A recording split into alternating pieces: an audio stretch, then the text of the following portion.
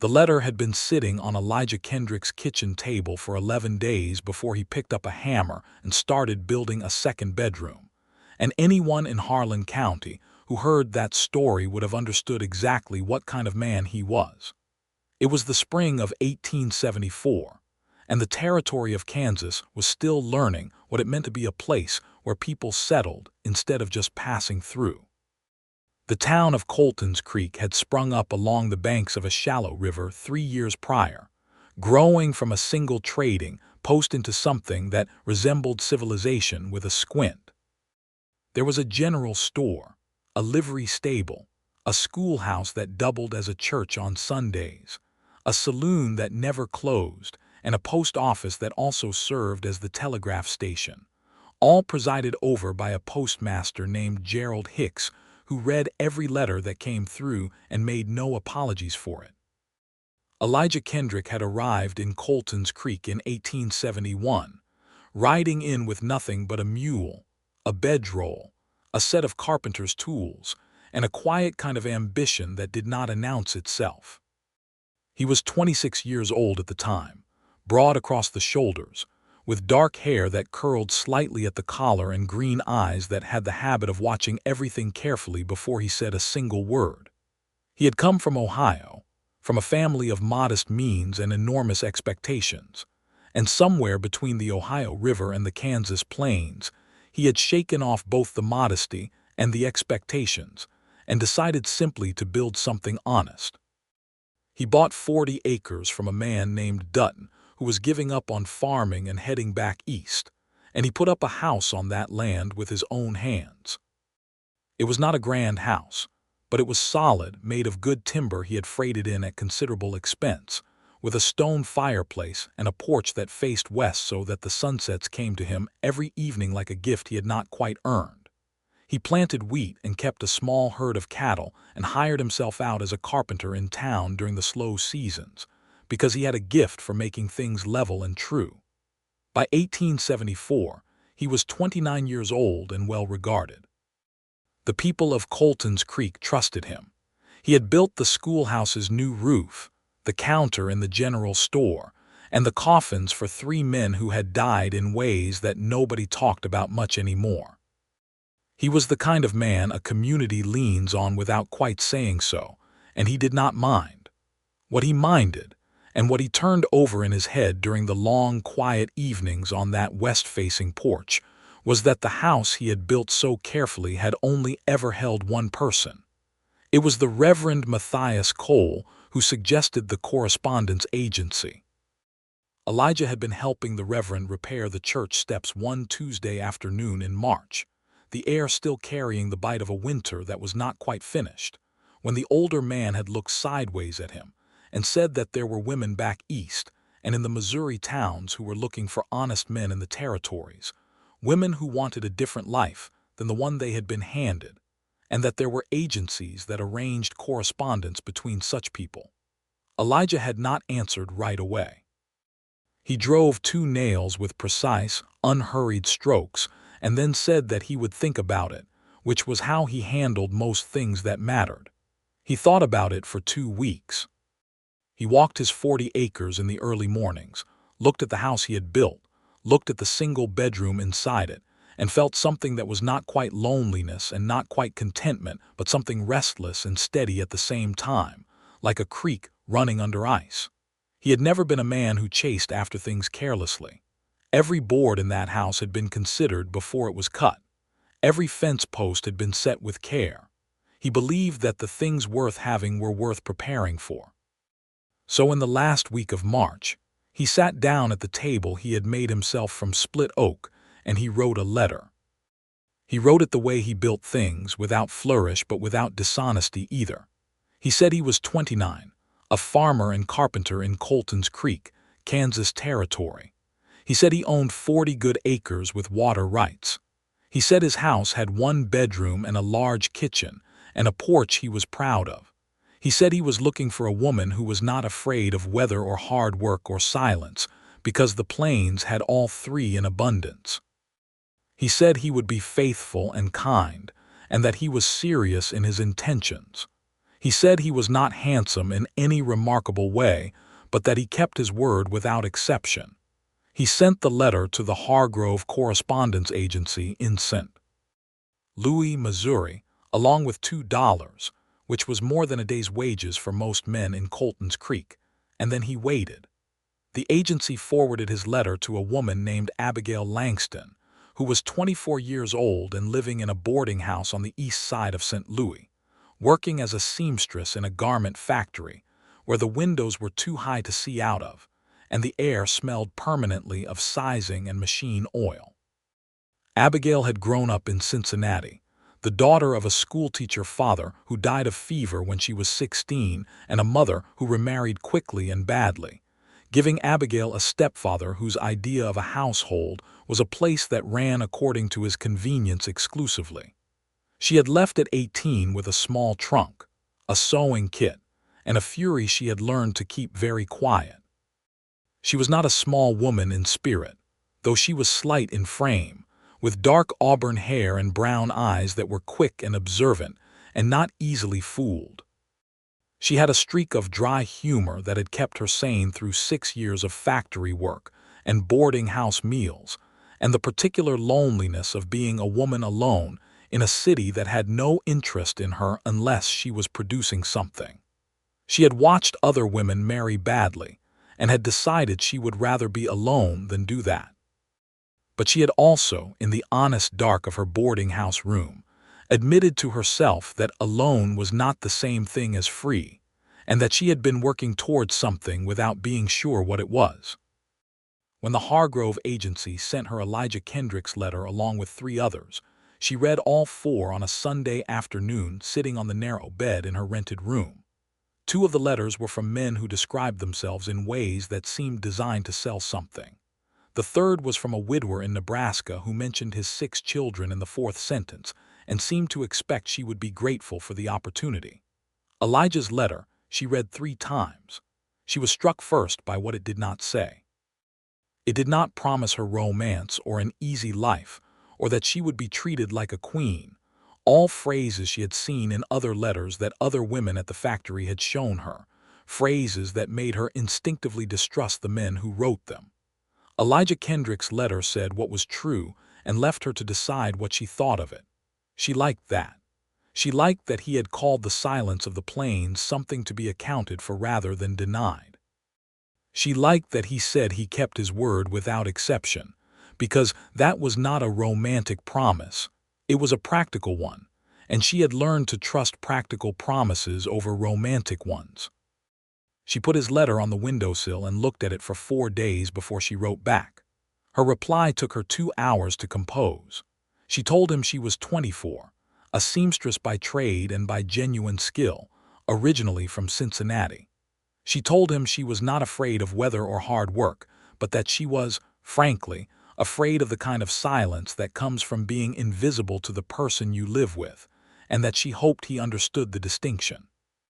She told him she had opinions and kept them, and that she expected to be spoken to like a person rather than furniture. She said she was not pretty in a way that stopped traffic, but that she was healthy and capable and disinclined to hysteria. She said she was interested in corresponding further if he was. She mailed the letter on a Thursday morning in the 2nd week of April, and then did not think about it as much as she expected to, because she was practical and did not put hope into things before they had earned it. Elijah Kendrick received that letter 11 days after he had sent his own. He read it at the kitchen table in the early morning, with the light coming in thin and gold through the east window, and when he finished reading it, he sat for a long time with his coffee going cold and a feeling in his chest that was new and somewhat alarming. She had called out the difference between being alone and being invisible, and that distinction landed in him with the weight of something true. He had never thought of it in those terms, but he recognized it immediately as accurate. He wrote back the same day. He told her that he understood the distinction exactly, because he had watched his own mother become invisible over 20 years of marriage to a man who mistook silence for agreement, and that he had no interest in repeating that pattern. He told her more about the land, about the way the prairie looked in May when the grasses came up green, and the sky went so wide it almost hurt to look at. He told her about Colton's Creek, about Reverend Cole and the postmaster Gerald Hicks and the general store owner, a woman named Me Portsmouth who kept order in the town through the sheer force of her opinions. He told her that the winter was hard, but that the spring made him believe in things. And then, at the end of the letter, he did something that surprised even himself. He told her that he had looked at his house and decided it needed a second bedroom, because even before they had resolved anything, it seemed right to be prepared. He said it almost as an aside, the way a man mentions something he has already started rather than something he is planning, which is because by the time he wrote the letter, he had already started it. He had spent 2 days framing the addition off the east side of the house, working in the late afternoons after his field work was done, measuring twice and cutting once the way his father had taught him before everything else his father had taught him turned out to be wrong. The room was not large, 12 by 14 feet, but it had a window that faced south and good solid walls, and he had plans for a small iron stove in the corner for the winter months. He did not know why he was certain enough to be building before she had even agreed to come. He only knew that certainty did not always wait for permission, and that his hands needed to be doing something while his heart was making up its mind. Abigail's second letter arrived at the boarding house in St. Louis on a morning when the factory had shut down for a broken loom, and she had an unexpected free afternoon. She was sitting in the common room with 3 other women when the landlady brought it in, and she took it upstairs to read alone, which told her something about how she already felt about this particular correspondence. She read the part about his mother becoming invisible and put the letter down on the bed and looked at the ceiling for a moment. Then she picked it up and kept reading. When she reached the part about the second bedroom, she read it 3 times, the way she had read his first letter. Then she sat with it. He was building a second bedroom before she had agreed to come, before she had even hinted at agreeing to come. The sheer audacity of it might have annoyed her in a man who was arrogant, but there was nothing arrogant in the way he wrote it. He wrote it the way a man reports a fact that he is slightly abashed by but not ashamed of, and the combination of those things, the audacity and the sheepishness, cracked something open in Abigail Langston that had been sealed shut for a very long time. She wrote back that same afternoon. She said the bedroom was the most presumptuous thing she had ever heard of, and also possibly the most sincere. She said she had told her landlady she might be leaving by June. She asked him to describe the porch in more detail. The letters moved back and forth through April and into May with increasing frequency, the Hargrove agency serving as the relay point, and Gerald Hicks in Colton's Creek doing his part in ensuring they were delivered promptly, along with his editorial opinions, which Elijah declined to acknowledge. Each letter deepened something that had started as correspondence and was becoming something harder to name. Abigail told him about the factory, about the noise and the smell, and the woman on the line beside her named Florence, who cried every Friday evening for reasons she never fully explained. Elijah told her about the land in a way that was not boasting, but was not false modesty either, the truth of it rendered in careful detail, the way a good house is rendered in the plans before it is built. He told her about the trouble that had been simmering in the county the past 2 seasons, disputes over water rights between the homesteaders and the larger cattle operations to the south, a tension that occasionally flared into something uglier before someone talked it back down. He was honest about the difficulty of it because he did not want her to arrive expecting something that was not real. He wanted her to come to the actual place, not to a picture of it. She told him about the stepfather, more than she had told almost anyone. She told him what it had been like to live in a house where she was accounted for only when she was in the way, and she told him what she had felt leaving, the particular terror and freedom of it combined. She did not tell him to feel sorry for her. She told him so he would understand why the invisible thing mattered so much. He wrote back and thanked her for telling him. That was all he said about it, and that restraint was exactly right. She had half expected him to fill the space with reassurances, but instead he simply acknowledged it the way you acknowledge a thing that is real, without trying to change its shape. She found herself trusting him in increments, the way a structure settles into its foundation, slowly and without drama. By the middle of May, she had given her notice at the factory and told her landlady she would be vacating her room by the 1st of June. She had written to the Hargrove agency to confirm her intention to travel to Colton's Creek, Kansas Territory, and she had begun packing her trunk, which held mostly clothes, her sewing kit, 4 books, a portrait of her father, and a small green ceramic jar that had held her mother's face cream, and that Abigail kept for reasons she could not fully explain. She told him she was coming in a letter she sent the last day of May. She did not editorialize or qualify. She said, "I have given my notice. I will arrive in Colton's Creek on the 14th of June if the rail and stage connections cooperate, which I am told is a larger if than one might hope." She added at the end, "I am both terrified and not terrified," which I imagine is an accurate description of the situation. Elijah Kendrick read that letter on a Tuesday morning and put it in the chest at the foot of his bed, where he kept the things that mattered. Then he went outside and worked on the second bedroom until the light failed, planing the floorboards smooth until they were as level as anything he had ever made. The railroad had reached as far as Abilene by that point, and from Abilene a stagecoach line ran south and west into the cattle country and the smaller settlements, including Colton's Creek, which lay about 60 miles from the rail terminus. Abigail boarded the train in St. Louis on the 2nd of June, traveling in the second-class car with her trunk in the luggage hold and her smaller bag on her lap, and she watched the Missouri countryside give way to the Kansas plains with the particular attention of a person who is trying to remember everything. She had never been west of the Mississippi. She had known that intellectually, but the knowing of it and the seeing of it were different things, and the seeing landed on her with a force she had not anticipated. The land was so large. There was no other way to put it. It was so large and so uninterrupted that she felt, sitting in that rattling second-class car, simultaneously very small and very free, and the combination was disorienting in a way she decided she liked.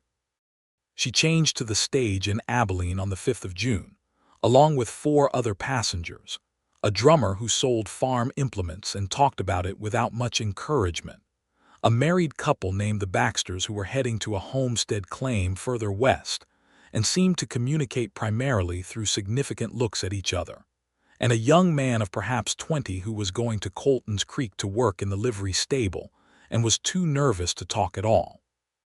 The stage road was rough and the coach bounced and the drummer kept talking and the Kansas plains scrolled past them, enormous and indifferent and beautiful, and Abigail held her bag in her lap and thought about a man she had never seen who was building her a bedroom.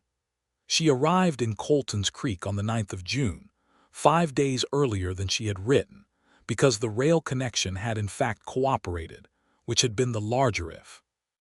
The stage came into town at mid-afternoon on a Thursday, and she climbed down into the main street of Colton's Creek on legs that were uncertain after 6 days of travel, and looked around at her with a kind of frank assessment that she could not help. It was a small town. She had known it would be, but there was a solidness to it, in the buildings that had been properly constructed and the gardens that were visible along the sides of some of the homes. It did not look like a place that was thinking about leaving. She did not know what Elijah Kendrick looked like. He had not described himself beyond the "I am not handsome in any remarkable way" disclaimer, and she had not sent him a portrait because she did not have one. So she stood beside her trunk on the main street of Colton's Creek, Kansas Territory, on the 9th of June in the year 1874, and she was a stranger in a place she had come to on the word of a man she had never met in her life. It was me Portsmouth from the general store who came across the street to her, a big-boned, capable woman of about 50, with white-streaked hair and a manner that suggested she had handled larger problems than a woman arriving alone by stage. Mee introduced herself and said she had been watching for someone who might be Elijah's correspondent because Gerald Hicks at the post office had told the whole town about it, which did not seem to embarrass her at all. Abigail said, with some dryness, that she supposed the whole town knowing about her was to be expected. Mee looked at her sharply and then smiled and said she was going to do just fine. Mee took her into the general store and gave her a glass of cold water and said that Elijah was out at his farm, but that she would send her son Billy to ride out and tell him, and that in the meantime Abigail could sit and rest if she liked, or she could look around the store if she preferred to be occupied. And Abigail said she preferred to be occupied, which made me smile again. So Abigail walked around the general store in the cool, dim interior, while Mee's son Billy, a boy of about 14, was dispatched at a run to the livery stable where he would borrow a horse and ride the 3 miles out to Elijah Kendrick's property. The store was well stocked for a frontier establishment, and Abigail noticed the quality of the shelving, the precise level joins and the careful construction, and she thought, without intending to, that this might be his work, and she ran a finger along the edge of one shelf and found it smooth as anything she had ever touched. She was examining a bolt of blue calico and thinking about what she would need to establish a sewing operation when she heard boots on the boardwalk outside the store, and the door opened, and Elijah Kendrick came in. She knew it was him. She did not know how she knew, but she did. He was tall, broader across the shoulders than she had imagined, with dark hair that was slightly damp from having apparently splashed water on his face in a hurry, and green eyes that came immediately to her, with the focused attention of a man who had been looking forward to something for a long time. He was wearing work clothes, canvas trousers, and a collarless shirt and boots that had seen serious use, and he had clearly been in the middle of something physical when Billy found him, because there was sawdust along his left forearm that he had missed in his hasty cleanup. They looked at each other across the width of Mee Portsmouth's general store, and neither of them said anything for what was probably 3 seconds, but felt considerably longer. Then Elijah said, his voice a low, careful kind of voice, that she was early, and Abigail said that the railroad had cooperated, which had been the larger if, and something in his face shifted in a way that suggested he had read her letters often enough to recognize his own words reflected back. He crossed the store and put out his hand, and she shook it, which was a somewhat formal gesture for people who had been writing each other letters of considerable personal depth for 2 months, but which felt appropriate because they had agreed to nothing specific, and she had not technically said she would marry him, only that she was coming, and neither of them was the sort of person to get ahead of what had actually been settled. His hand was very warm and very rough from work, and she noticed the sawdust on his arm, and before she had decided to say anything she said, "There is sawdust on your arm." He looked down at it and then back at her and said he had been working on something. She said she supposed she could guess what.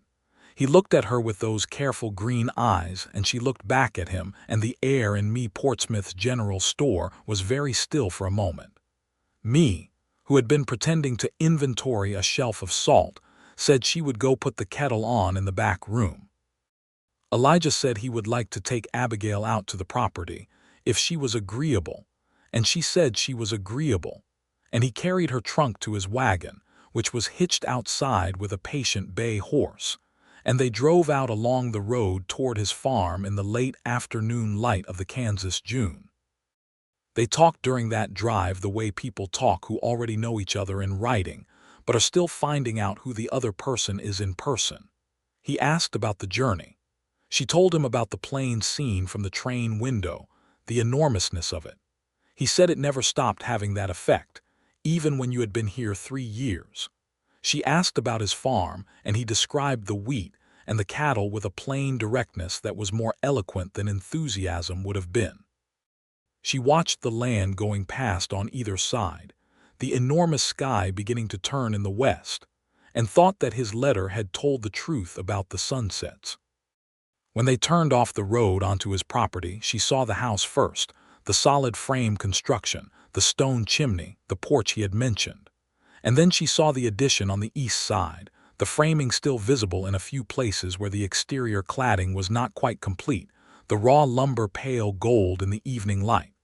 She looked at it for a long moment and he did not say anything, letting her look. She said quietly that he had really done it. He said he had told her he would. He said it matter-of-factly, as if building a bedroom for a woman who had not yet agreed to arrive was the most reasonable thing in the world, and perhaps for him it was. She turned to look at him on the wagon seat beside her, and he met her gaze directly and did not look away, which she would later decide was one of the first things she was sure about, that he did not look away from things. She asked if he had started it before or after he received her second letter. He said, after a beat before. He was not apologetic about it and he was not boasting.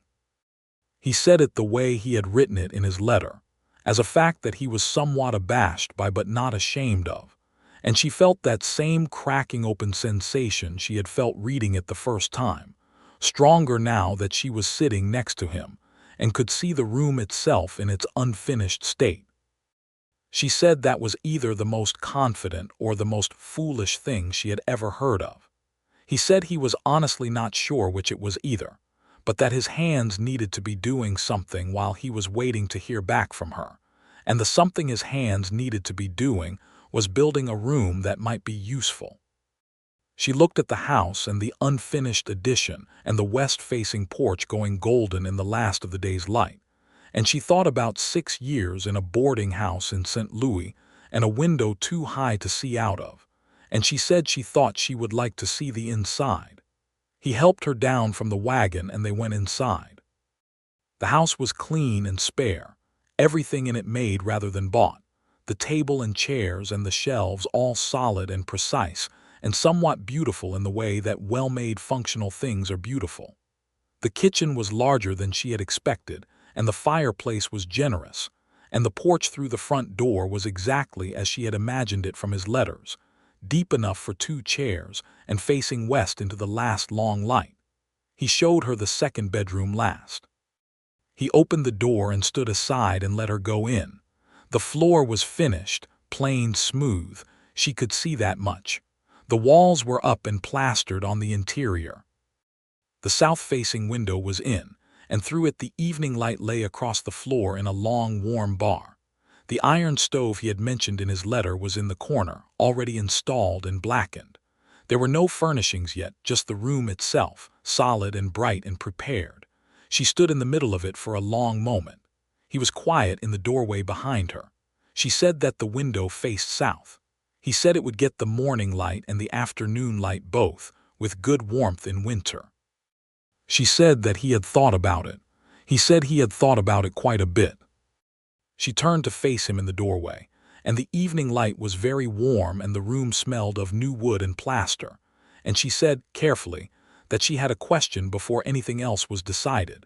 He said she should ask it. She said, did he understand that she was a person with her own ideas and her own work and her own mind, and that this, meaning the house and the room and the correspondence, was not an arrangement where she would become background furniture in someone else's life?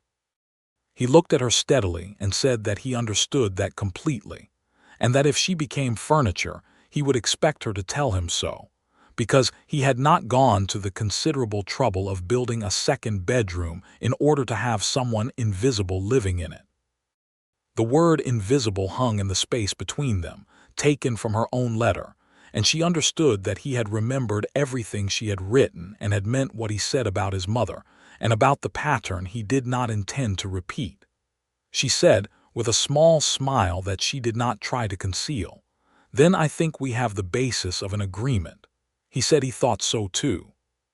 She stayed that first night at Portsmouth's house in town, because it was proper and because she needed a night's sleep in a real bed, and because neither of them was reckless in their particular way, though the warmth of the agreement made the 3 miles back into town feel considerably shorter than they had going out. Me fed her a hot supper and gave her a good bed and asked no intrusive questions, which Abigail appreciated, though she could see in me's expression the considerable satisfaction of a woman whose town was working out. In the morning, Abigail came downstairs to find that Elijah had already been to the store, leaving a basket with fresh eggs and butter from his farm, and a note that said he would come at 10 to show her the town properly if she liked, and that he had also taken the liberty of speaking to Reverend Cole, not to arrange anything without her consent, but to have the man available for a conversation if she wished it. The note was written in the same hand as his letters, careful and clear, and she read it twice and then ate 2 of the eggs for breakfast. He arrived at 10 on a clean horse, wearing clothes that were still work clothes but were his better work clothes, and they walked the length of Colton's Creek's Main Street together while he introduced her to the people they encountered. She met Gerald Hicks at the post office, who shook her hand with the look of a man greeting someone he already knew rather well, which given his habit of reading the mail was probably accurate. She met the blacksmith, a man named Otto Grell who had come from Germany 15 years prior and had the forearms to prove his profession. She met 2 women who were standing talking outside the milliner's, a widow named Clara Beach and her neighbor Josephine Watts, both of whom received her with the careful friendliness of women in a small community who were genuinely glad to see another woman arrive.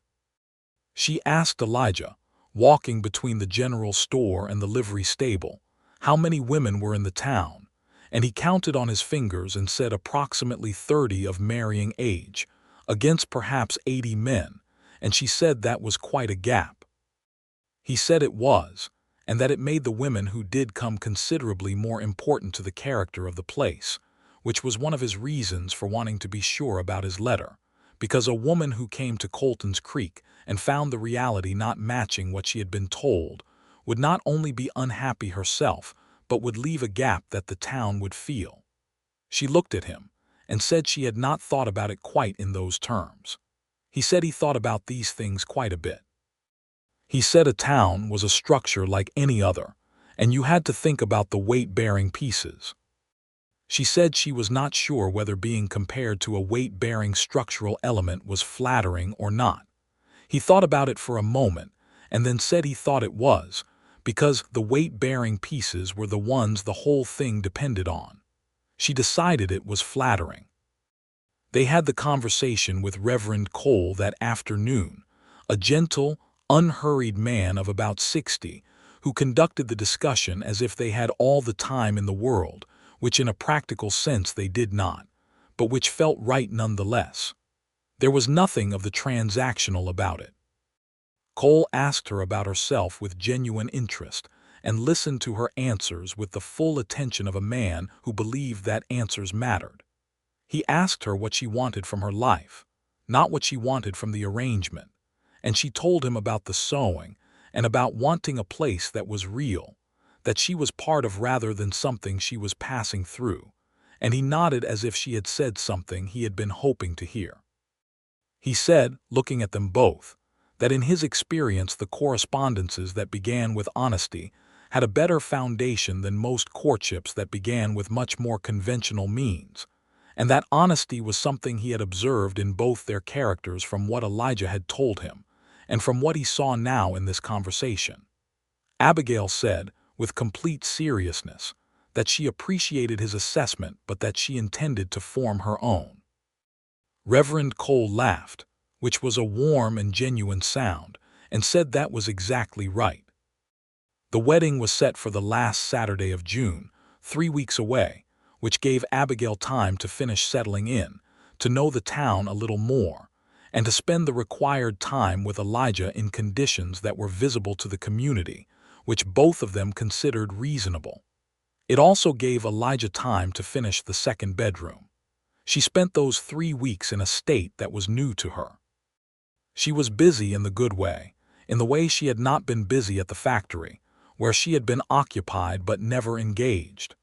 She helped me at the general store in the mornings, taking stock and helping customers, because she needed to contribute, and standing still was not a state she knew well. She spent her afternoons sometimes in town and sometimes at the farm, where she was getting to know the land and the house in the particular way of a person who is considering it for a permanent relationship. She and Elijah fell into a pattern of conversation that built on the letters without replacing them. They talked while he worked, she sitting on an upturned bucket or a fence post nearby, and she understood after a few days that this was his ideal condition for talking, when his hands were engaged, because the talking came more easily when he was building something. She found she liked it. She liked watching him work. There was something very settled about it, the way he moved, the economy and the certainty of it, nothing wasted. He in turn watched her when she was sewing, which she did sometimes on the porch in the afternoon, and she caught him watching once and said something, and he said without apology that he liked the way she worked too, that she had the same quality he noticed in craftsmen who knew what they were doing, that quality of being completely present in the thing and not distracted by the edges of it. She said that was a perceptive thing to notice. He said he was perceptive about things that mattered to him. The second bedroom was finished by the middle of June.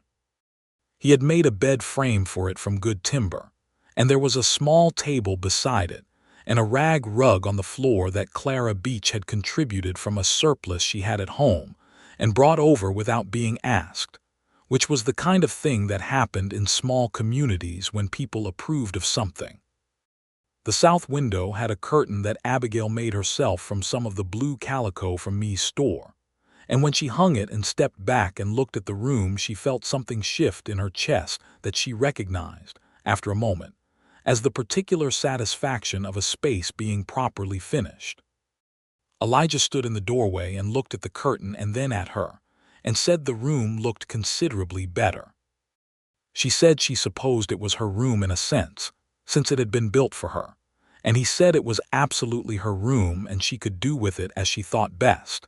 And she said she might use it as a sewing room once they were married rather than a sleeping room, if that was all right with him, and he said that was what she should do, because the original bedroom was large enough, and he had built this one with the understanding that what it was for was up to her. She looked at him for a moment and then said, plainly, that she was going to be very glad she came. He said he was already very glad she had. The days before the wedding were easy in a way she had not anticipated. She had expected the tension of a thing that had not yet been completed, but instead she felt settled in a way that was new. The town had accepted her with the thoroughness of a community that wanted what she represented, and she had accepted the town with the same frank practicality that characterized everything she did. She had been to the farm enough times to know the shape of it, the way the land rolled away to the east and flattened to the west, the way the cattle grazed in the lower pasture in the evenings, the particular quality of the light on those plains at every hour of the day. She had also been honest with herself in the privacy of her mornings at Me's house, sitting on the edge of the bed looking at the early light, about what she felt about Elijah Kendrick. It was not the thunderstruck feeling described in novels.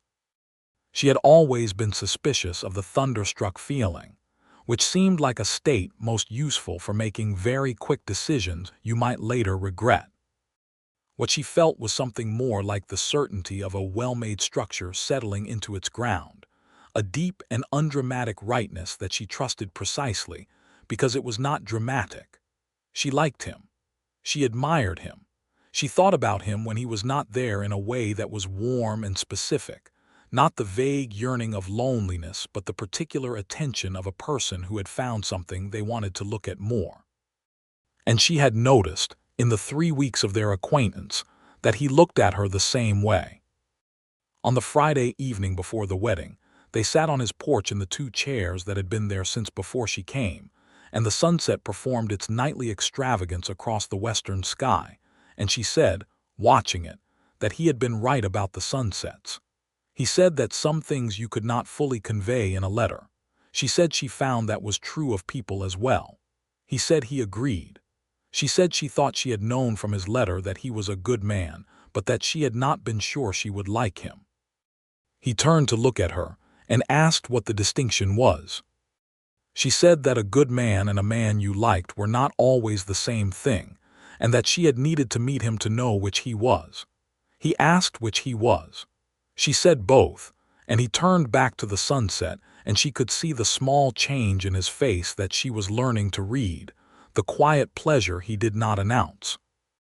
They sat together in the last of the light and talked about the farm and the seasons and what she thought she might grow in a kitchen garden, and whether the soil in that particular spot was good for it.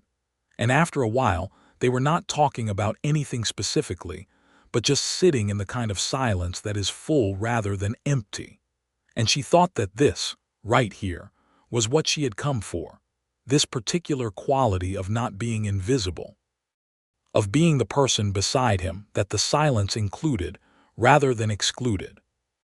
The wedding was on the last Saturday of June in 1874, which was a warm, clear morning with a blue sky so wide and high it seemed like a different sky from the one above Ohio or Missouri, a Kansas sky doing what Kansas skies did.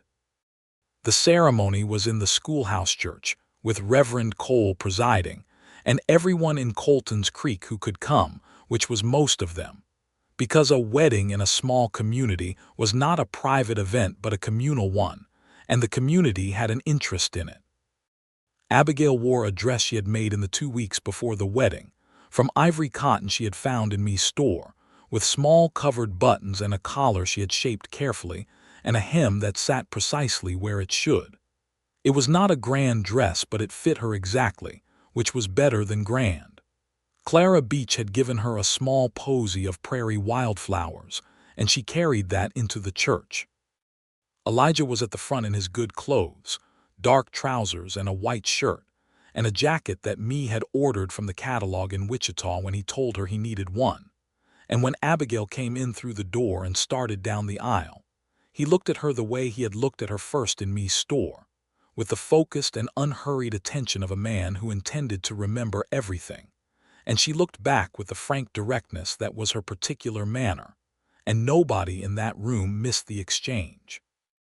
The vows were the traditional words, the ones from the prayer book, and they said them clearly to each other. And when it was done, Reverend Cole said a few words that were warm without being excessive and entirely to the point, which was that two people who had dealt honestly with each other across distance had now come to stand together in the same place, and that this was the correct order of things, and that he expected great things of them. The reception was a community affair, held in the street outside Me's store, with a fiddle player named Archero who had come down from a ranch to the north for the occasion, and food contributed by seemingly everyone, and a general atmosphere of goodwill that Abigail found unexpectedly moving. She had never had a community before. The factory and the boarding house were places where people happened to occupy the same space without the texture of mutual investment that made a place real. This was different, and she felt it. She danced with Elijah, which was the first time they had held each other, and which was somewhat formal in its way but not awkward, because they had the same bodily intelligence about their relative positions that they had about most things, and he danced with the same economy and precision that characterized everything else he did, and she felt very settled in his arms, which was the right word for it. He danced with her a second time when Archero played a slower tune, and she said quietly while they danced that she was happy. He said without any performance of it that he was too. She said she thought that was a good beginning. He said he thought so too, and pulled her slightly closer, and she let him. That first summer they settled into a life together with less friction than either of them had expected, and more warmth than either of them had entirely been prepared for. The house became a home in the particular way that a home is different from a house, through accumulated small decisions and habits and the gradual filling in of a life together. She made a kitchen garden, fencing a good patch of ground on the south side of the house, and planting tomatoes and beans and onions, and a medicinal herb bed from seeds she had ordered through Me's store. She set up the second bedroom as her sewing room as she had planned, with a table near the south window for the light and a good chair, and she took in sewing from the women in town, which gave her an income of her own and kept her work in her hands and her mind engaged. Elijah noticed in those early months the particular quality of her contentment. He had worried in the honest dark of the nights before she came that the plains would be too much for her, the space and the silence and the unrelenting sky. He had seen it happen to women who came from the East expecting something like a city only smaller, who found instead something ancient and vast and did not know what to do with it. But Abigail Langston, who was now Abigail Kendrick, looked at the plains the way she looked at the south window of her sewing room, with appreciation for what the light was doing, and he understood that she had the kind of internal resource that the prairie tested for, and that she had it in abundance.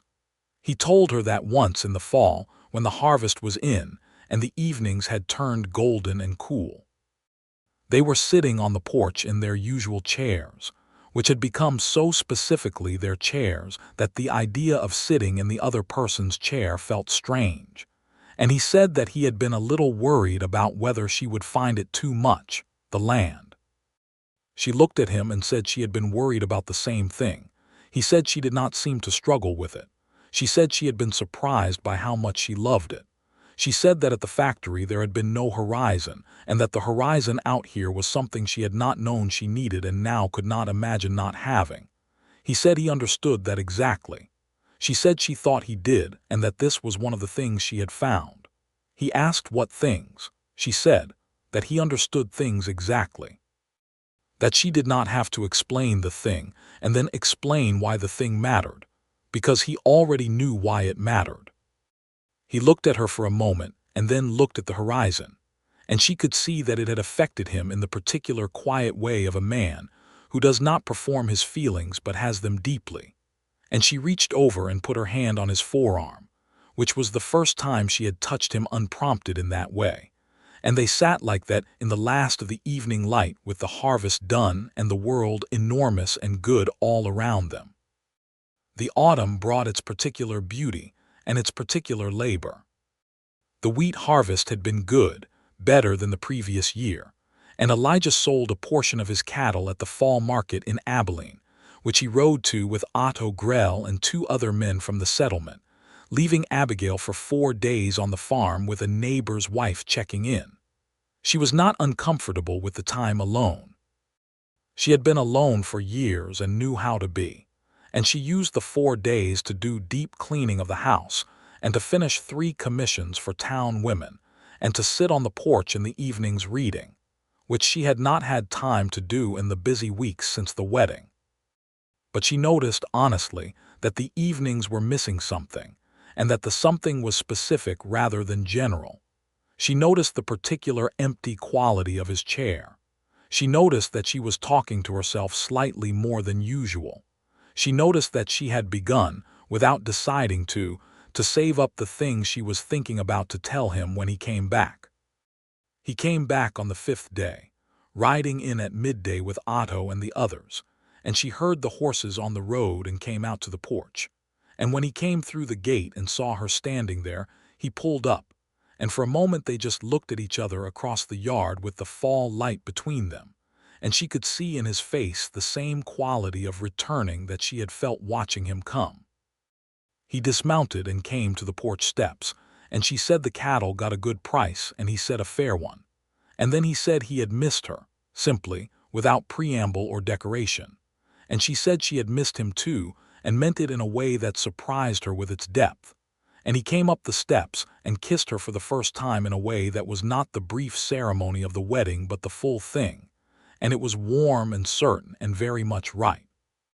The winter settled on Colton's Creek with a particular ferocity that first year, the kind of winter that Kansans described with a combination of pride and weariness. The blizzard of January took them inside for 3 days, the snow coming sideways and the wind so loud it made conversation difficult, and the drifts up against the north wall nearly to the eaves. Elijah had prepared for it well, the firewood stacked high, and the cattle in the lower shelter, and the house banked against the cold, and they were fine and warm inside while the world outside roared. Those 3 days inside, pinned by weather, were some of the best days of Abigail's recent memory. There was nowhere to be, and nothing urgent to do beyond keeping the fire and feeding the animals in the morning and evening, which Elijah did in heavy clothes with his head down against the wind. The rest of the time was theirs, unscheduled and enclosed, and they used it the way people who have married well use a snowstorm, talking and reading and playing at cards and cooking together, and being entirely glad of each other's company without the surrounding world pressing in with its requirements. She told him on the second evening of the storm, while they were sitting close to the fire with the wind howling outside, that she wanted to tell him something, and he put his book down and gave her his full attention immediately, which was one of his qualities she had come to love. She said she wanted to say that she was grateful. Not for the circumstances, not for the arrangement, but for him specifically, for the way he was, for the fact that he had been honest in his letter and honest in person, and that she had landed somewhere that was real.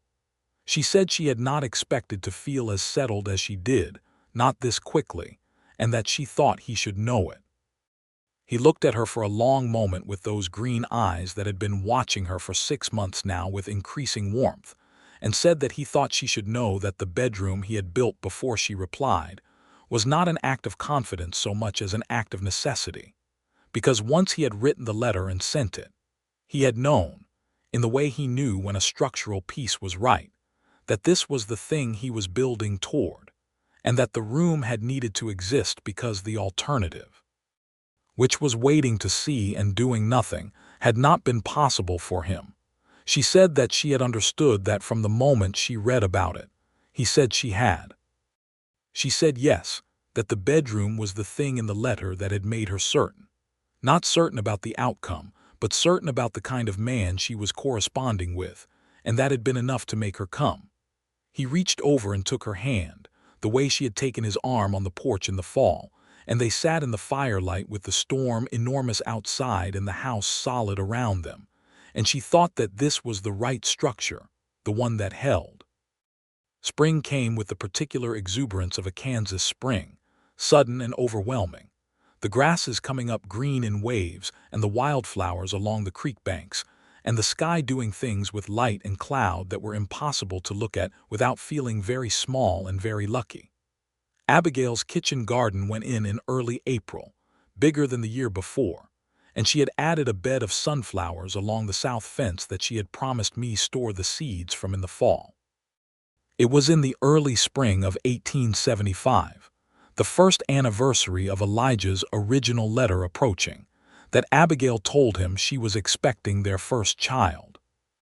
She told him in the morning, at the kitchen table, simply and directly, the way she told him most things that mattered. He received it in the same manner, with the quiet quality of a man processing something large, and then he reached across the table and put both his hands over hers and said nothing for a moment, and then said that was the best thing he had heard since she had written that she was coming. She said that was a very high standard. He said she was a very high standard, and she laughed, which was a thing she did more freely now than she had at the boarding house, and he looked at her laughing, and the expression on his face was something she had learned to read by now, the open, unguarded pleasure of it, and she thought she would remember this exact moment for the rest of her life. The pregnancy was, on the whole, uncomplicated. The nearest doctor was in Abilene, a day's ride, but there was a midwife in Colton's Creek named Ruth Maddock who was experienced and capable and who visited Abigail regularly, and pronounced her healthy and the baby well-positioned, and everything proceeding correctly.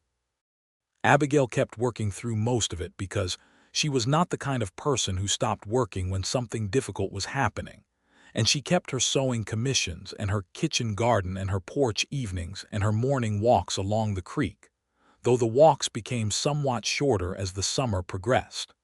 Elijah, during those months, was attentive in the particular way of a man who has decided to pay close attention without becoming oppressive about it. He did the heavier work around the farm without comment.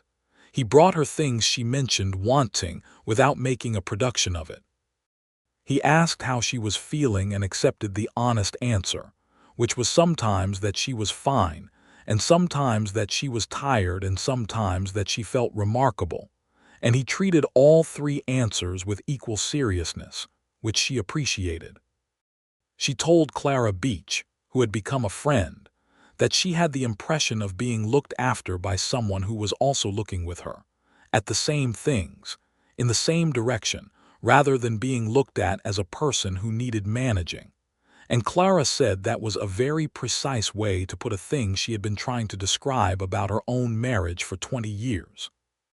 The baby came in November of 1875, in the bedroom of the house, with Ruth Maddock presiding and Elijah somewhere between the kitchen and the barn, which was the traditional location of fathers during such events, moving between them because he needed to move and could not be still. It was a boy, born in the early morning with the first real cold of the winter settling on the land outside, and Ruth Maddock wrapped him and put him in Abigail's arms and went to get the father.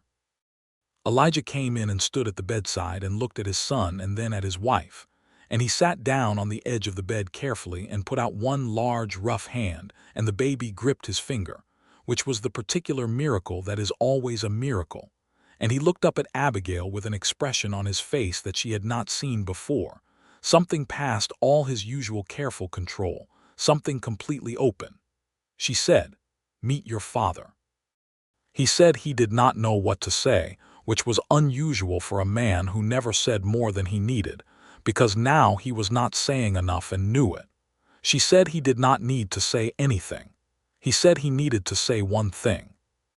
He said she had built something here, and he meant not just the baby, though the baby was the greatest part of it, but all of it, the year and a half of their marriage, the house that had become a home, the town that now included her so thoroughly that people adjusted their routes to say good morning to her on their way to the store.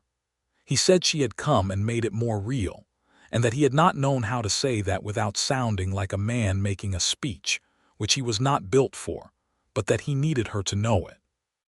She looked at him in the lamplight with their son between them and said she knew it, and that she felt the same.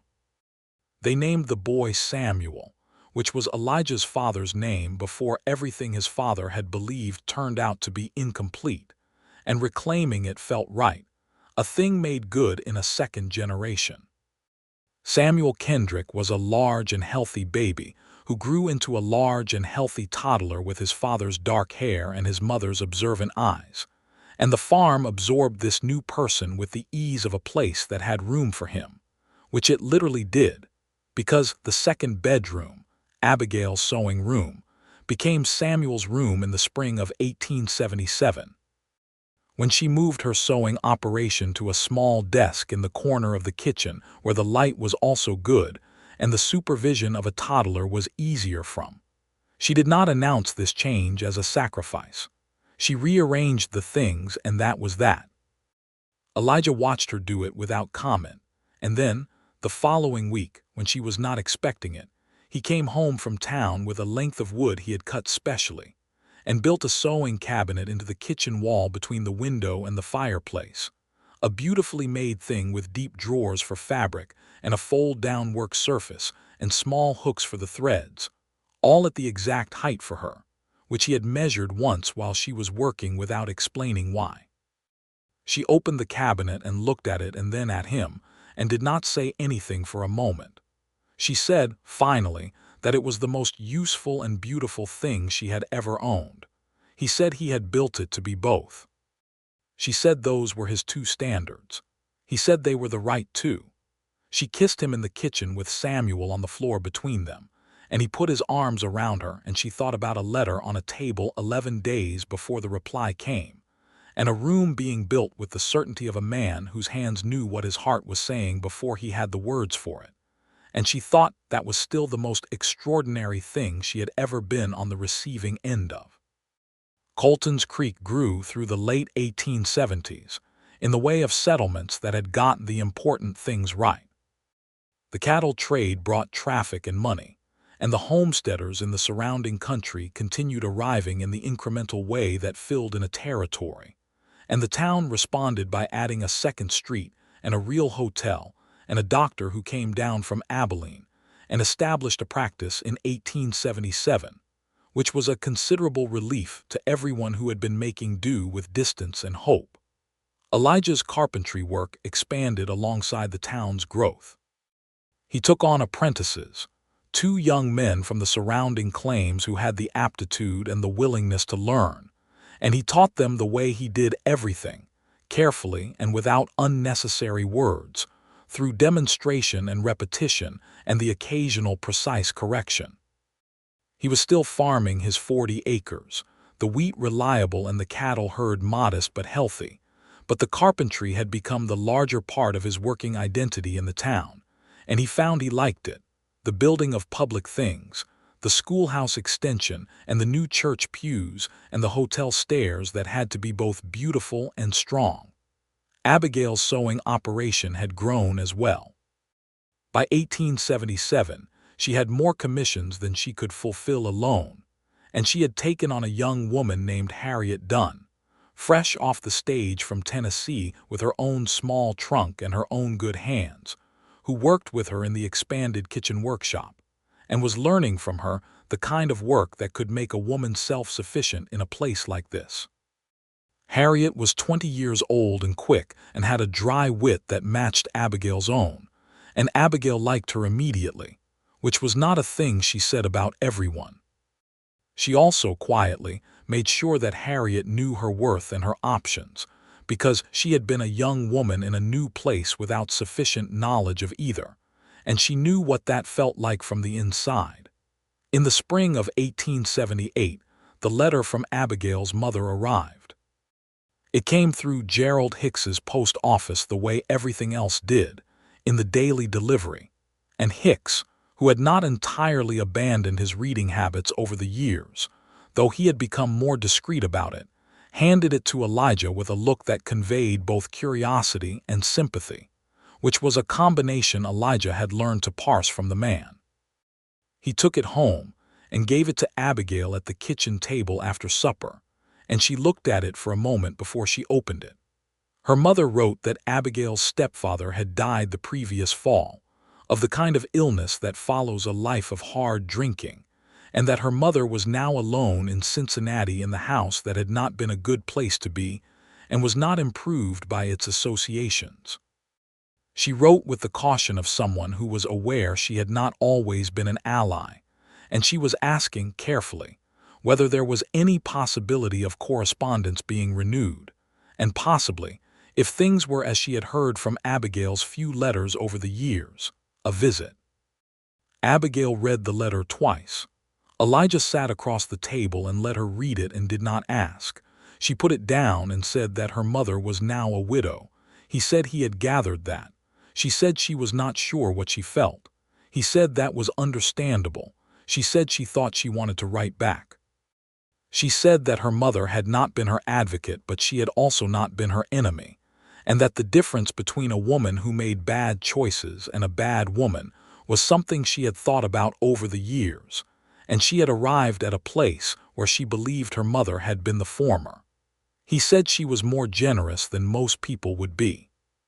She said she thought she could afford to be now. She said that being generous with the past was easier when the present was solid.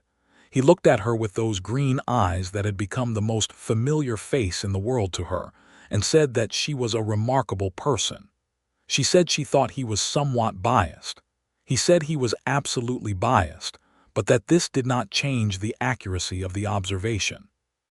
She wrote back to her mother that week, a letter that was careful and warm in the same measure, and correspondence was renewed between Cincinnati and Colton's Creek on the terms that Abigail set, which were honest and not punitive, and which suited both of them. Her mother came to visit in the fall of 1878. She was a smaller woman than Abigail remembered, or perhaps it was that Abigail had grown in a way that rearranged the proportions of her memory. She arrived on the stage looking tired from the journey and somewhat apprehensive, and Abigail met her at Me's store, and they stood on the boardwalk for a moment with the Kansas wind doing what the Kansas wind did, and then her mother said that the land was very large, and Abigail said it was, and something released between them like a held breath. Her mother, whose name was Helen, stayed for 2 weeks. She met Samuel, who was 3 and charming and interested in everything, and she met Elijah, who received her with the same careful courtesy he extended to everyone, and who made no reference to the past because the past was her daughter's to manage, not his. Helen watched her daughter in that house and on that land and in that town, and Abigail could see her mother doing the accounting of it, the careful summing up of whether this had been the right choice, and she did not rush the accounting. On the last evening of Helen's visit, she found Abigail on the porch in the late afternoon, the sun going west in its usual extravagance, and she sat in Elijah's chair, which was the only other chair, and looked at the view and then at her daughter and said that she had been worried all these years about what Abigail had walked into. Abigail said she had understood the worry, even at the time. Her mother said it was more than fine. She said it was evident in the way the house stood, and the way the town received her, and the way the man looked at her, the particular attentive quality of a person who had not stopped being glad about something. Abigail said that she had come for the second bedroom in the end. Her mother did not understand the reference, and Abigail explained it, the letter and the weight and the building that had happened before the reply came, and her mother listened and was quiet for a moment, and then said that she thought that was the most romantic thing she had ever heard. And Abigail, who usually resisted that word as imprecise, thought that in this case it was probably accurate. Helen went back to Cincinnati in the fall, and the correspondence continued warm and regular, and she came again the following summer, and the summer after that, and eventually Colton's Creek became a place she knew and looked forward to returning to, which was not something Abigail had anticipated, but which was exactly the kind of repair that could happen when the present was solid enough to support it. The late 1870s and the turn into the 1880s were years of consolidation for the Kendrick farm and the Kendrick marriage both, deepening without becoming static, the way good structures do not merely stand, but absorb the weather and the seasons and grow more certain in their footings. They had their difficulties, because all things that last have difficulties. The year the wheat came up thin from a late frost, and they tightened their margins without complaint. The winter Elijah took a bad fall from a roof he was working on in town, and was on his back for 3 weeks while Abigail ran the household and the farm and the sewing commissions without a visible break in her composure, though she sat beside him every evening with her sewing, and let the proximity speak what she did not say. He healed well because he was a strong man, and because he did what Ruth Maddock told him, which Abigail enforced without apology. When he was up and moving again and had gone back to the carpentry, he told her that 3 weeks flat on his back had taught him something. She asked what. He said he had learned that she was the weight-bearing element, by which she understood he was returning to his own comparison from their early days in town, and she laughed and said she thought he had gotten the structure backwards, and he said no, he was confident in his assessment. She said she thought they were both weight-bearing, which was how it worked. He said that was a better metaphor, and agreed. The second child came in 1881, a girl this time, born in May in the room that had started as the second bedroom and become Samuel's room, and was now arranged again for the purpose of new arrivals, because Samuel was 6 and had been moved to a second bed in the barn's loft area, which he considered an enormous privilege and which had been Elijah's idea, knowing his son. The girl came easily, as second children sometimes do, and they named her Margaret, which was Elijah's grandmother's name, a woman he had described to Abigail once as the only person in his family of origin who had looked at the world without flinching. Margaret Kendrick had her mother's auburn hair and her father's green eyes, which was the kind of combination that stopped people in the street when they were out, and she had a character that announced itself early, the particular confident directness of a child who has never been uncertain about her right to be in the room. Abigail watched her daughter with a recognition that was deep and glad, and thought that a girl who grew up knowing she was not furniture, who grew up in a house where the silence was full rather than empty, would know her own worth in a way that would take nobody by surprise. Elijah looked at his daughter with the same open quality he had shown at Samuel's birth, that unguarded completeness, and he built her a small rocking cradle from pine and maple and put it by the south window of the room, the same window he had put in when he was building for someone who had not yet replied to his letter. And Abigail, looking at the cradle and the window and the room that had been so many things, thought that the original act of building it had been the right kind of madness after all. Colton's Creek in the early 1880s was a proper town, prospering on the cattle trade and the agricultural settlement around it, with a population that had grown to nearly 400, and a newspaper that had started publication in 1880, edited by a man named Deaver who had strong opinions about local governance and the railroad extension question, and expressed them in Ink Weekly.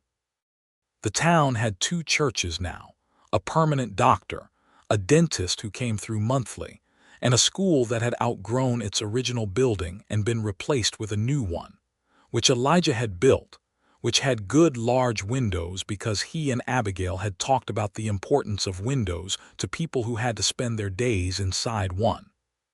He was 40 years old by the time the new schoolhouse went up, and the green eyes had lines at the corners now from years of squinting into the Kansas light, and there was gray coming in at his temples, and he was if anything more himself than he had been at 29, which is what the good years do to a person.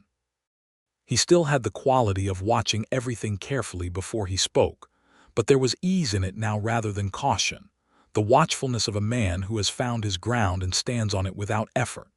She was 35, and her auburn hair had a thread or two of gray as well, and her hands showed the years of fine work, and she was more completely herself than she had ever been at any earlier point in her life, which is also what the good years do. She had the business and the reputation of a skilled seamstress who also knew how to teach, and Harriet Dunn had become a fully capable professional in her own right, and had married Otto Grell's younger brother Werner, which had led to a period of considerable community satisfaction, and now worked independently from her own house 2 streets over.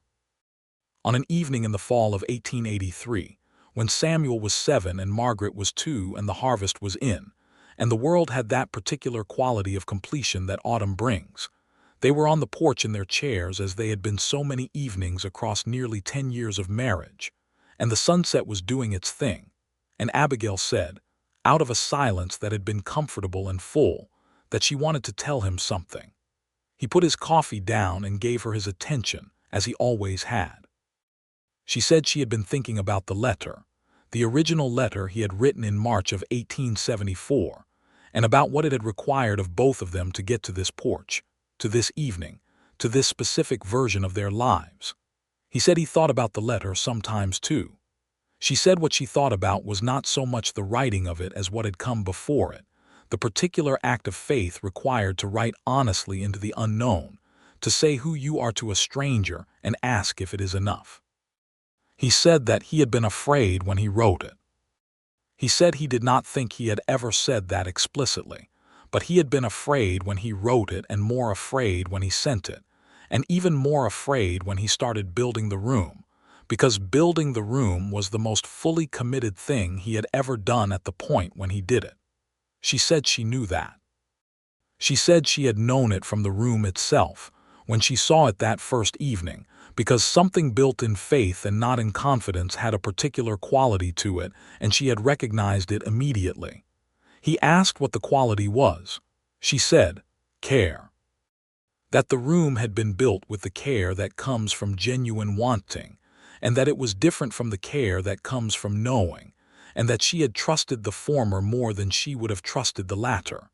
He thought about that for a while, looking at the horizon. He said he thought she was right, and that he had not thought about it in those terms, but she was right.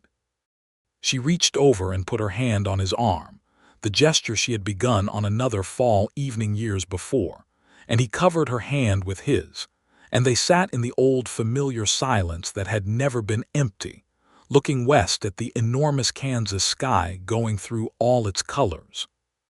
She said she wanted a third child. He turned to look at her and she looked back with the directness that had never left her, and he said he thought that was a very good idea. She said she thought so too. They went inside when the last of the light failed and the porch held the evening air a moment longer, and the two chairs sat empty and closed together in the dark, the way they always were. The third child was born in the summer of 1885, another boy, delivered in the full heat of a July afternoon by Ruth Maddock, who was still presiding over the town's arrivals with the calm authority of someone whose work had never felt like work to her. They named him Thomas Cole Kendrick, the middle name for the reverend who had married them and who had passed away in 1882, and whom both of them had loved in the quiet, permanent way you love the people who see you clearly at the right moment. Thomas had his mother's auburn coloring and his grandmother Margaret's reportedly fearless character, and he made the house loud in a way it had not been before, which both Samuel and Margaret found interesting and sometimes objectionable, and which Abigail and Elijah found secretly delightful, because a noisy house is a full one. Samuel, at 10, had become the earnest and observant elder child who took his brother and sister seriously as small people and helped them without condescension, which Abigail recognized as Elijah's quality of careful attention reproduced in the next generation. She watched her son with the particular pride of seeing a thing come true that you had believed in without being certain. Margaret, at 4, had opinions about Thomas's volume that she expressed directly and without diplomatic softening, which made Elijah laugh when she did it, the full genuine laugh that she had always liked best of all his expressions. Colton's Creek absorbed the 1880s the way it had absorbed everything else, with the practical continuity of a place that had committed to itself. The railroad came through in 1887, connecting them more directly to the wider world, which brought some things they were glad of and some things they were less glad of, as it always does. It brought more people and more commerce and a faster mail service that reduced the time a letter took to travel from days to hours in some cases. And Abigail thought about how different her original letters to Elijah might have felt if they had moved at that speed, whether the slower pace had been part of what allowed them to say the real things rather than the quick things. She raised this with him one evening, and he considered it seriously, and said he thought the pace had mattered, that the days between the sending and the receiving had given both of them time to be sure about what they had said, to sit with the words before the other person's words arrived, and that there was wisdom in that kind of communication, even if it was inconvenient. She said she thought he was right, and that she suspected the faster technology was efficient in ways that were also losses, and that the particular intimacy of a letter that traveled slowly and was read many times before the reply was a thing she was glad she had experienced. He said he was glad too, and that he still had her letters. She looked at him and said she knew, because she had found them in the chest at the foot of the bed years ago, and she had not mentioned it because the finding of them had been one of the moments she had kept for herself. He said he had wondered if she knew. She said she had always known. He said he had her letters too in the chest, all of them. She said she knew that as well. He said there were not many secrets between them. She said there were none that she was aware of, and she was glad of it. He said he was too. They were very sure of each other by then, in the way that only time accumulates, the sureness that is not the certainty of new love, but the bedrock certainty of a thing that has been tested by real weather and real seasons and has held. They still had the qualities that had drawn them in the first letters, her directness and his careful attention, her particular humor and his particular patience, and these had deepened rather than worn down, the way the best timber deepens with age rather than deteriorating. She still sat in her chair on the porch, and he still sat in his, and the sunset still came to them every evening like a gift, and this had not become less remarkable with repetition, which was one of the things she had not anticipated about the life she had built here, but which turned out to be among the most important, that the sunset still required acknowledgement. In the spring of 1890, 16 years after the original letter, Elijah came home from the carpentry workshop in town one evening with a different quality about him, and she noticed immediately in the way of a person who has been reading someone for a long time. She said, "What is it?" He sat down at the kitchen table and said that a young man had come into the workshop today looking for work, not carpentry specifically, but any work, and that he had talked to the man and found out his circumstances, which were the circumstances of someone who had come west on the strength of a hope that had not quite worked out, not through fault or laziness, but through the particular bad luck of bad weather on a first homestead claim that had not had sufficient reserves to survive it. She put down the sewing she was doing and listened. He said the man's name was Daniel Marsh, 23 years old, and that he had a wife back in Wichita where he had left her with her sister's family while he came to find work, and that he had not been able to send for her yet because he did not have enough yet, and that he had seen this situation before and knew how it went when it went badly, the separation stretching out and the wife making a different life, and the husband not having the ground under him he needed. She said, "You want to give him work?"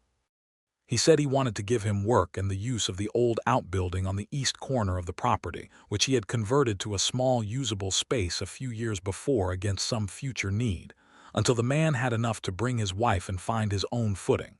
She said, "And you want to know what I think?" He said he always wanted to know what she thought. She said she thought they should do it. He said he thought so too. She said, "Invite him to supper tomorrow and let us meet him properly." Daniel Marsh came to supper the following evening, a thin young man with an honest face and the look of someone carrying more weight than his frame was built for, and he ate with the appetite of someone who had been making do for a while, and conducted himself with a quiet dignity that Abigail recognized as the dignity of a person accustomed to better circumstances, trying not to make anyone aware of the gap. She liked him within the first half hour, and she told Elijah so after Daniel had gone back to the boarding house in town, where he was staying his last few nights before his money ran out. Elijah gave Daniel work the next day. Within 2 weeks, he was in the outbuilding on the east corner of the Kendrick property, and within 6 weeks, he had enough saved to write to his wife Alina in Wichita. And Alina arrived on the stage in August of 1890 looking somewhat bewildered and somewhat determined, which Abigail recognized as her own expression on the stage from Abilene 16 years before. She met Alina at me's store because me was still there, pushing 70 now but no less formidable, and she said to Alina, who was 22 and had the wide eyes of someone taking in more information than she had expected, that the land was large and the winters were hard and the people were mostly good, and that the life here was real, and that real was the most important thing. Alina looked at her and said she had come a long way on the strength of Daniel's letter. Abigail said she understood that exactly. Alina said she hoped it was worth it. Abigail said she could promise it was, if you were the kind of person who did not need the world to be something other than what it actually was. Alina said she thought she was that kind of person, and Abigail looked at her and believed her. Daniel and Alina Marsh found their footing over the following year, as Elijah had believed they would, and moved to their own claim in the spring of 1891 with enough of a stake to survive the first hard season, which they did. They remained in the community of Colton's Creek and became part of it in the way that people who have been helped at the right moment often become the people who help at the right moment in turn. The Kendrick children grew into the people they were going to be with the particular grace of children who have been raised in a house where they are visible, where the silence is full, and the love is the practical everyday kind that does not require performance.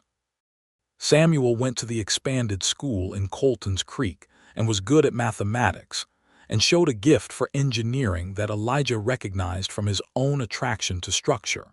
And they talked about the possibility of proper schooling in Wichita when the time came, which Abigail began setting money aside for without making a ceremony of it. Margaret at 9 had the sewing gift, which Abigail recognized with pleasure and taught with the same quality she had put into everything, thoroughly and without false modesty. Margaret worked with an instinctive precision that suggested it was innate, and she had opinions about color and form that were vivid and confident, and Abigail taught her to trust them. Thomas at 5 was the loud one, the one who made the house alive with sound and motion, and both his parents had privately concluded that he was going to be the one who gave them the most adventure, which they faced with the composure of people who have been through hard things and survived them, and do not need the life to be without difficulty in order to appreciate it. In the fall of 1891, on an evening that was a particular kind of Kansas evening, the air cooling and the harvest smell on the wind, and the sky going through the deep oranges and reds that autumn brought after the big blue of summer, Abigail and Elijah were on the porch in their chairs, which were the original 2 chairs, worn smooth by years of use, and the 3 children were inside doing the various things children do when the light begins to fail, and the world was very present and very good. She said, "I want to tell you something." He said, "Tell me."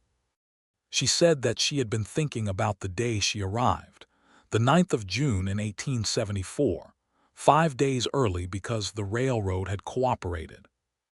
She said she had been thinking about standing on the main street of Colton's Creek with her trunk beside her and not knowing what she was walking into, only that she had made a choice and was going to stand by it, and that she remembered the quality of that moment, the particular kind of courage that is required when you have chosen something that is not yet proven.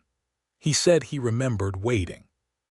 He said he had known from Billy's arrival that she was in town, and that he had taken the time to splash water on his face and change his shirt, which was everything he had time for, and had ridden to town with a feeling he could not name, somewhere between the readiness before a structure is tested and the thing that is past readiness into something more personal.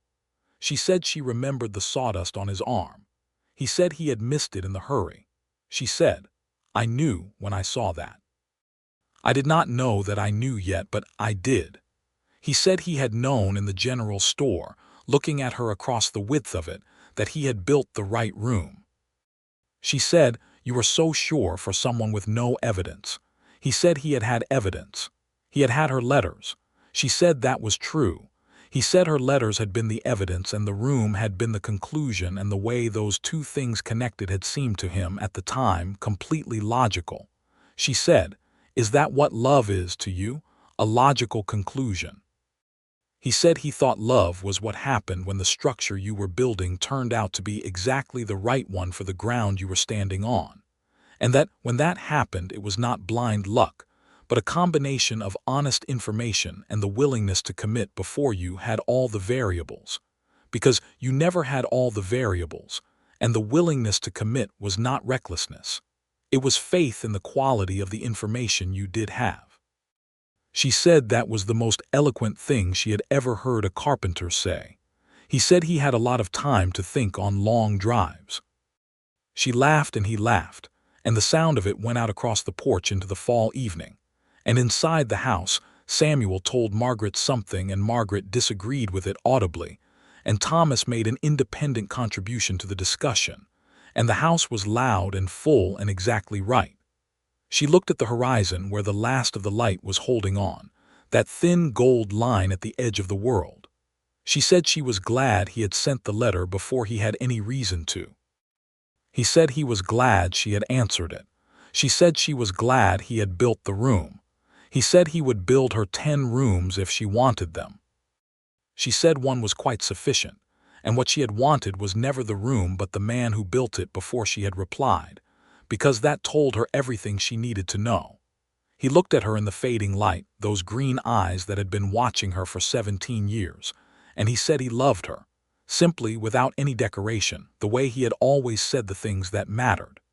She said she loved him, the same way, simple and true, and without any need for anything more than what it was.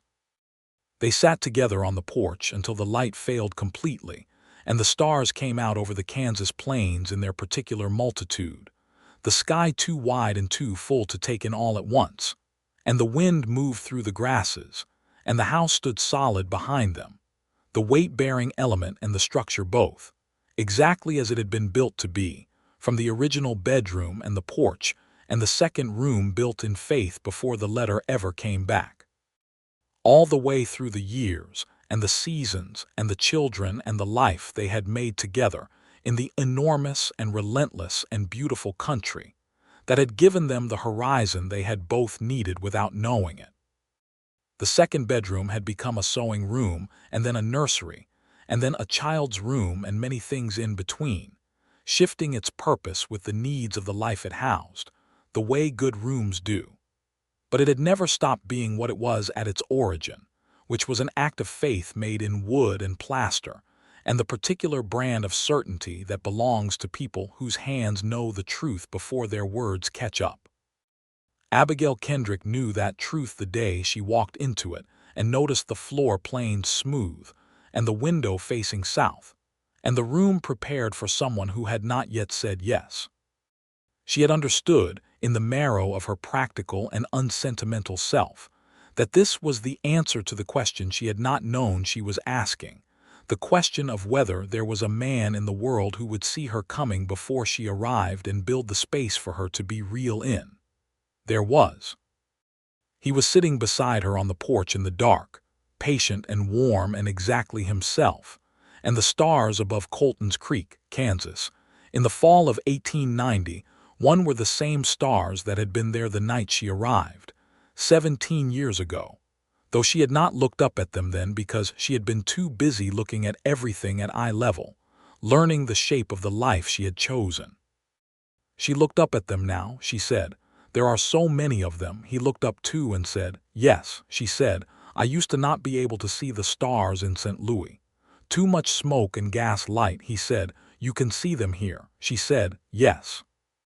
And she could, every one of them, clear and cold and numberless, the whole enormous sky doing what the Kansas sky had always done, which was to remind the people underneath it that the world was larger than any single life, and also that a single life, in its particular rightness, was more than enough. She breathed it in, the fall air and the starlight and the smell of the harvest and the wood smoke from the chimney, and she felt Elijah's hand find hers in the dark, warm and certain, the way it had always been.